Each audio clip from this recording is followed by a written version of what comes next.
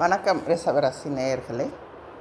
பிராபவ வருடம் ஆனி மாதம் கிரக நிலைகளை ஆராய்ந்து பார்க்கும் பொழுது, மாத தொடக்கத்தில் உங்கள் ராசிநாதன் சுக்கிரன் உச்சம் பெற்ற குருவோடு கூடி சகாயஸ்தானத்தில் சஞ்சரிக்கிறார். எனவே உடன்பிறப்புகள் வழியில் உதவி கிடைக்கும், பொருளாதார பற்றாக்குறை அகலும், புதிய முயற்சிகளில் வெற்றி கிடைக்கும்.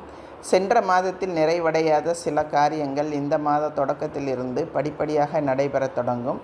உத்தியோகத்தில் சம்பள உயர்வுடன் கூடிய வேலைக்காக செய்த முயற்சிகள் கைகூடும்.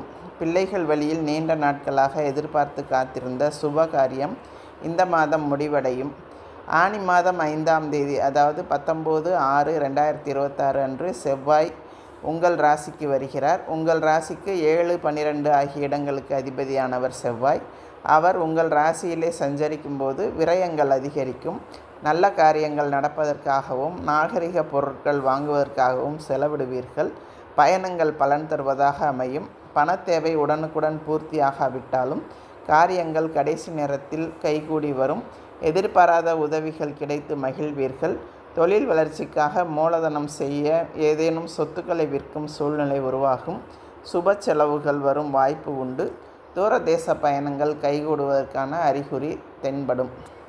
அதே போல் கடக ராசியில் சஞ்சரித்து வரும் சுக்கிரன் ஆனி 21ஆம் தேதி 6/7/2026 அன்று சிம்ம ராசிக்கு செல்கிறார். உங்கள் ராசிக்கு அதிபதியான சுக்கிரன் சுகஸ்தானத்திற்கு வருவது யோகம்தான்.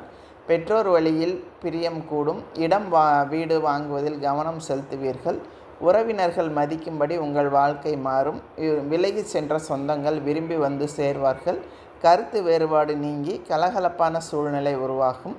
உத்தியோகத்தில் உள்ளவர்கள் விருப்ப ஓய்வு பெற்று சுய தொழில் தொடங்கும் முயற்சியில் ஆர்வம் காட்டுவார்கள்.